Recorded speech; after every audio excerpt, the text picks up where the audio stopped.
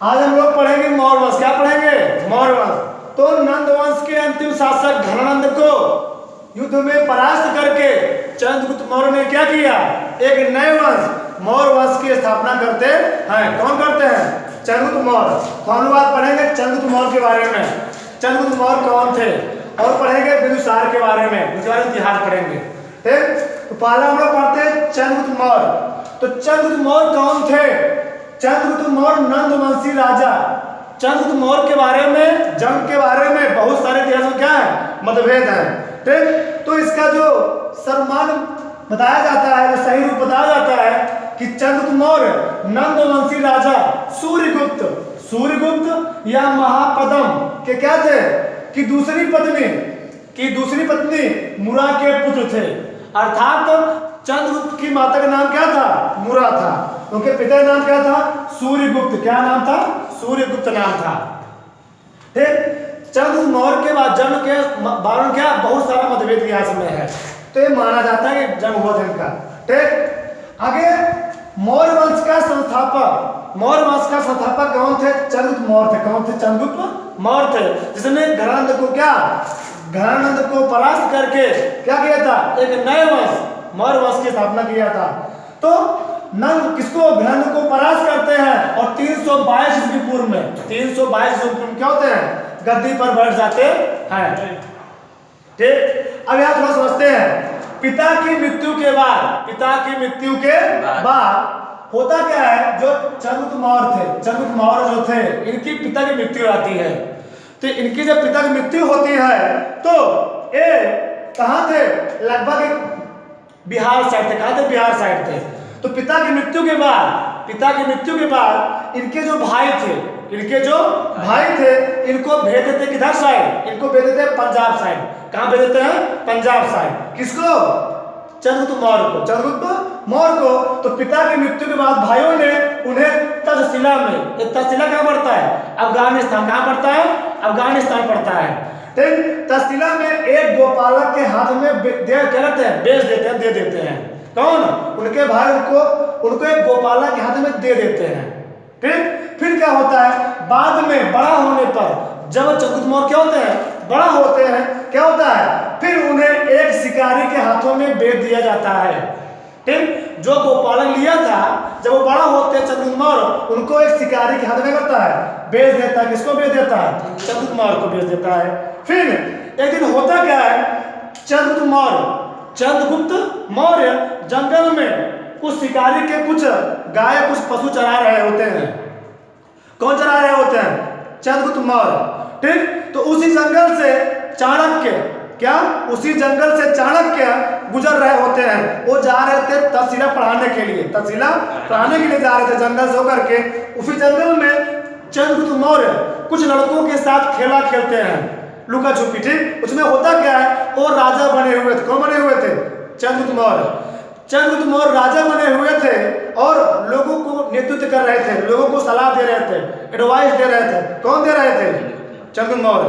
और एडवाइस को जब चाणक्य सुनते हैं, क्या होते हैं? तो एकदम हतप्रभ रह जाते हैं कि एक राजा की तरह, एक छोटा सा बालक एक राजा की तरह कार्य कर रहा है।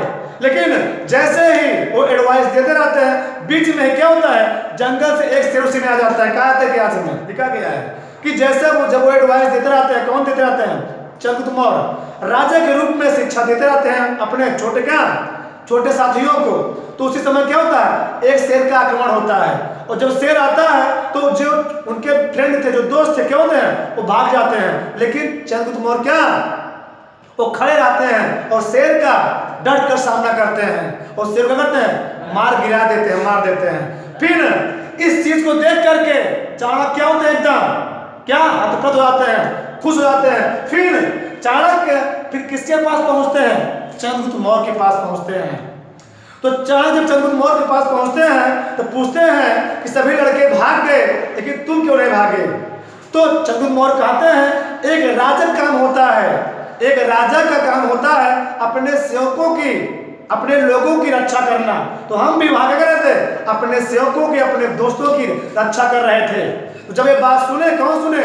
चाणक्य। तो बहुत ही खुश होते हैं। फिर होता क्या है? चाणक्य जो थे जब ये बात सुनते हैं तो चाणक्य वहीं पर शिकारी के पास जाते हैं। किसके पास जाते हैं? शिकारी के पास जाते हैं। और शिकारी के पास जा करके चाणक्य कहते हैं, चाणक्य चंद्रगुप्त मौर्य को 1000 करसापड़ सोने का 1000 सिक्का दे करके उस शिकारी से चंद्रगुप्त मौर्य को खरीद लेते हैं। ठीक, तो क्यों खरीदे? इसके पीछे बहुत सारा रीजन है। क्योंकि चाणक्य उस समय उस समय पूर्वी देश में हमारे बिहार साइड में क्या था? घनंद का शासन था। और घनंद पूरी जनता उससे परेशान थी। और चाणक्य उसको मारना चाह रहे थे? चाणक्य उसको मारना चाह रहे थे। ठीक, तो चाणक्य कुछ योजना बनाते हैं। फिर योजना में होता क्या है? चाणक्य का मित्र कौन था? सट्टार, जो घनंद के दरबार में मंत्री के पद पर सुशोभित था। चाणक्य का एक मित्र कौन था? सट्टार था, जो घनंद के दरबार में मंत्री के पद पर सुशोभित था। फिर क्या होता है? फिर चाणक्य और सट्टार एक योजना बनाते हैं कि इसको घनंद को हराया जाए। ये भारत पर बहुत ज्यादा अत्याचार कर रहा है। और जब ये लोग योजना बनाते हैं तो यह योजना मगध के सेनापति देवीदत्त को मालूम आता है। मगध के सेनापति कौन थे? देवीदत्त। और जब यह योजना, चाणक्य और सट्टार की योजना जब मगध के सेनापति देवीदत्त को मालूम होता है, वह तुरंत ही उनकी योजना को घनंद को बता देता है। कौन बता देता है? देवीदत्त।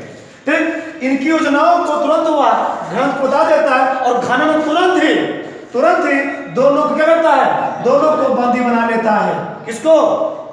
चंद्रगुप्त मौर्य और सट्टार। ठीक, फिर क्या होता है? फिर उनको बंदी बना करके चंद्रगुप्त मौर्य के पिता थे, ठीक, चंद्रगुप्त मौर्य के पिता को क्या करता है? चाणक्य उनकी मुंडी कटवा करके चौराहे पर लटकवा देता है। कौन लटकवा देता है? घनंद। फिर क्या होता है?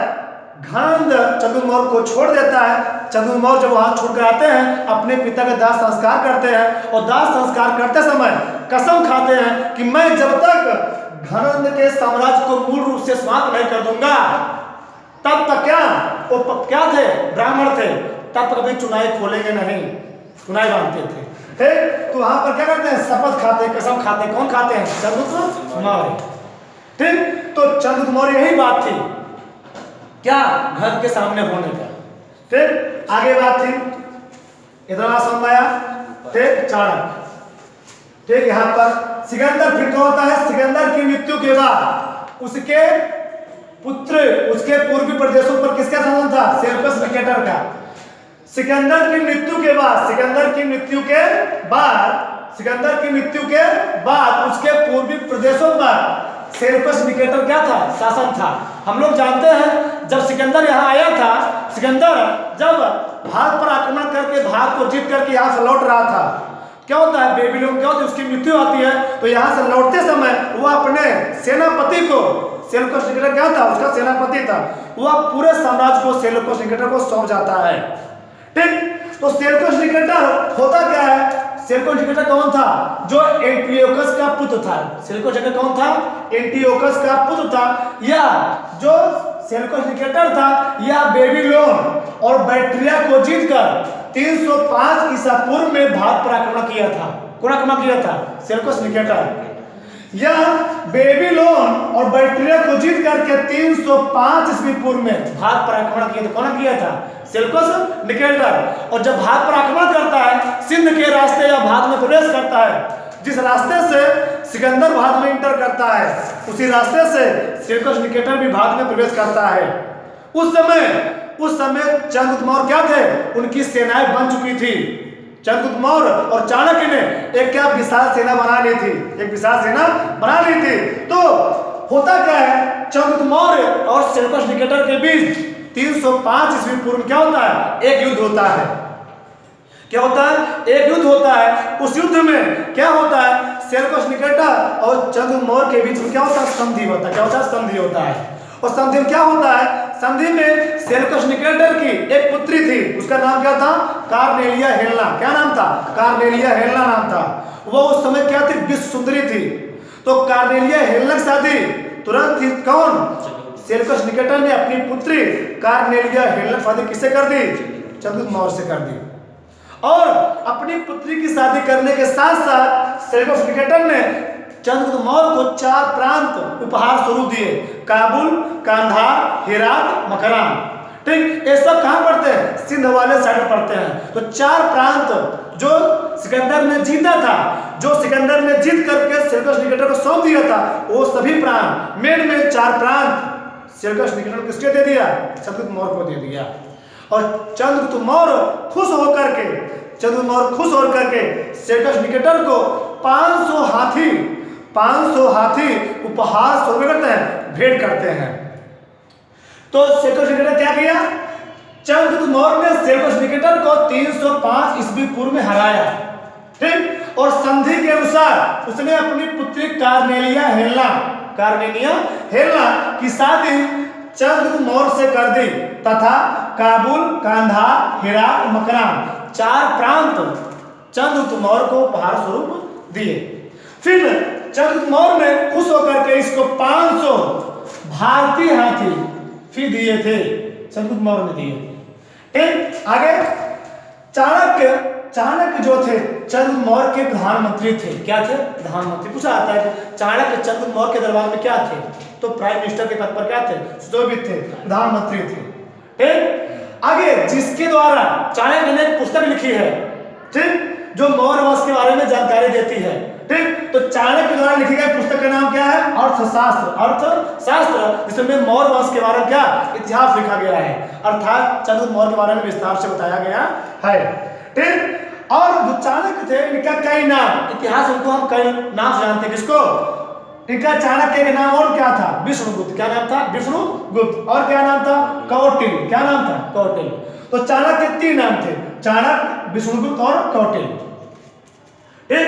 तो चंद्रगुप्त मौर्य और चाणक्य, घनंद उस समय क्या था, बहुत प्रतापी शासक था।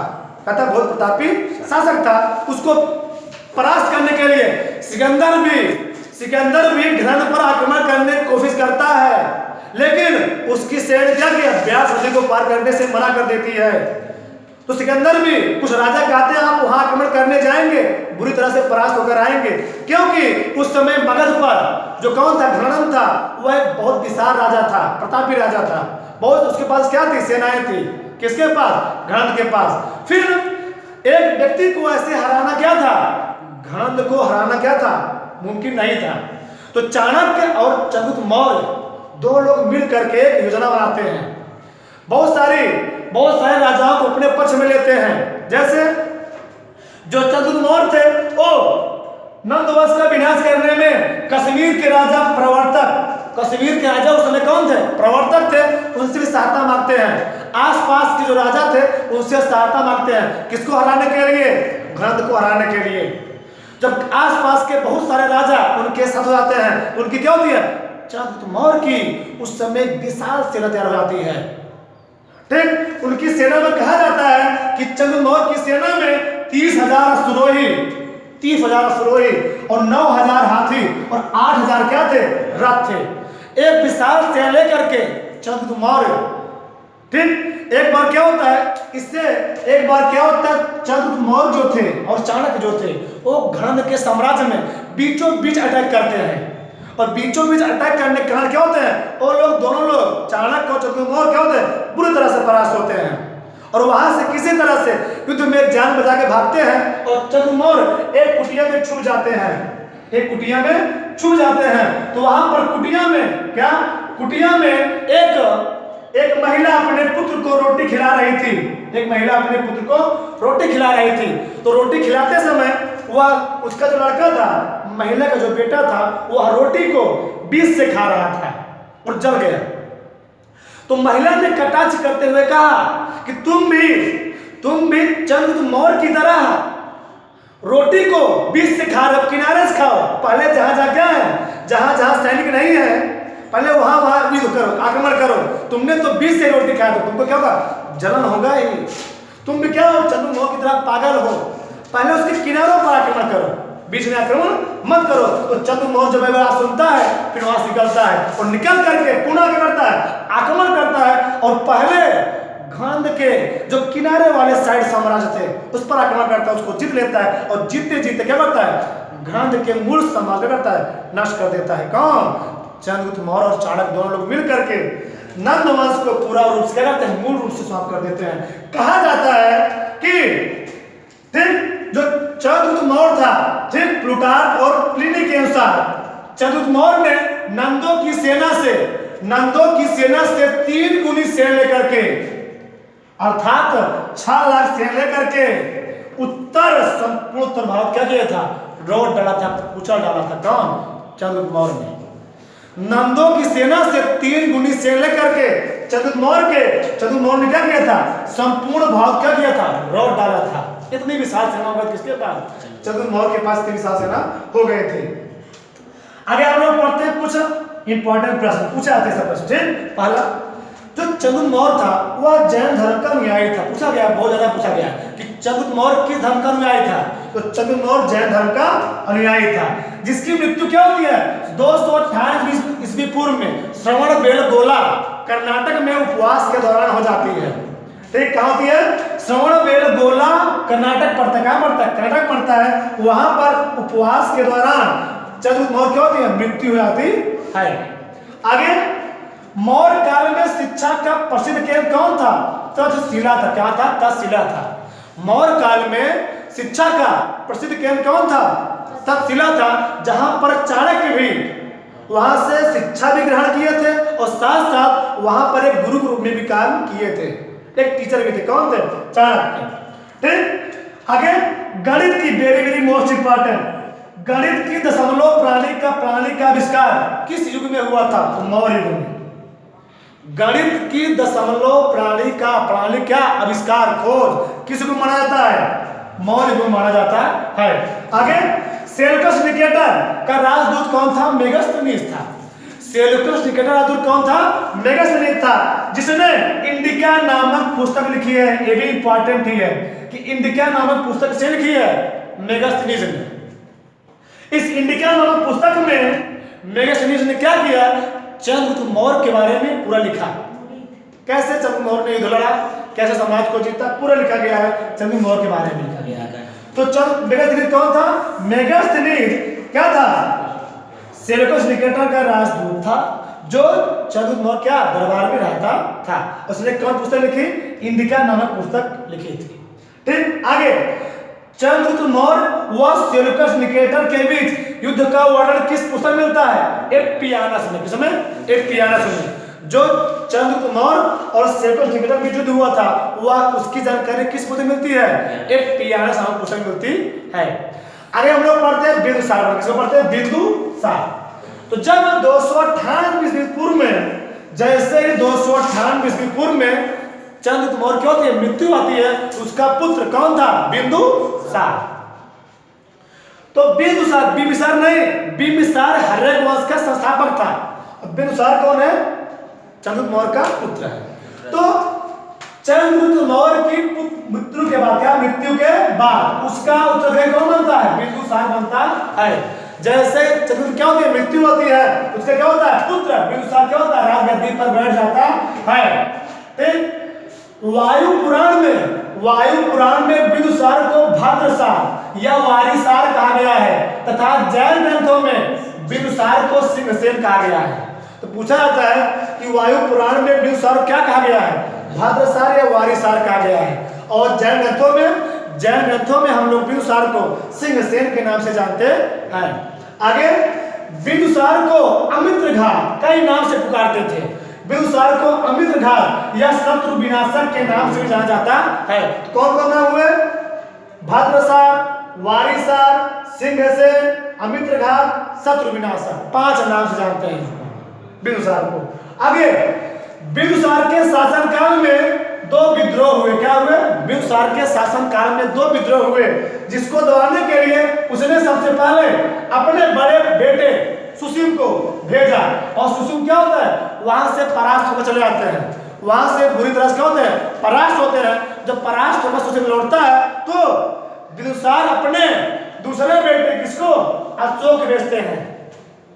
तो जब बिंदुसार अपने दूसरे बेटे अशोक भेजते हैं, क्या करते हैं, तो जो विद्रोह हुआ था उसको अशोक ने क्या किया, उस विद्रोह को बुरी तरह से परास्त किया, अर्थात तो वहां के लोग क्या किया, बुरी तरह से मार दिया। किसने?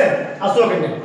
ठीक, फिर क्या होता है, बौद्ध, अगला प्रश्न क्या है, बौद्ध विद्वान तारानाथ के अनुसार, ठीक, बिंदुसार को 16 राज्यों क्या होता है, विजेता बताया था। तो बौद्ध विद्वान तारानाथ ने बिंदुसार को 16 राज्यों का विजेता बताया था। ठीक, आगे बिंदुसार के 101 पुत्रों में, बिंदुसार के 101 पुत्रों में सुसिम सबसे बड़ा हुआ, अशोक दूसरा हुआ, तीस सबसे छोटा था। तो बिंदुसार कितने पुत्र थे, 101 पुत्र थे, ठीक, जिसमें सुसिम सबसे बड़ा था और अशोक क्या था, दूसरा था, और तीस कौन था, सबसे छोटा था। तो आगे हम लोग पढ़ेंगे अशोक के बारे में। तो अशोक की जो माता थी उनका नाम क्या था, सुभद्रांगी। क्या नाम था, सुभद्रांगी। तो अशोक जो था, आगे हम लोग कल क्या पढ़ेंगे अशोक के बारे में। तो अशोक ने जब रात गद्दी पर बैठता, कौन बैठता, अशोक, अपने 99 भाइयों की हत्या कर देता है। कौन, अशोक।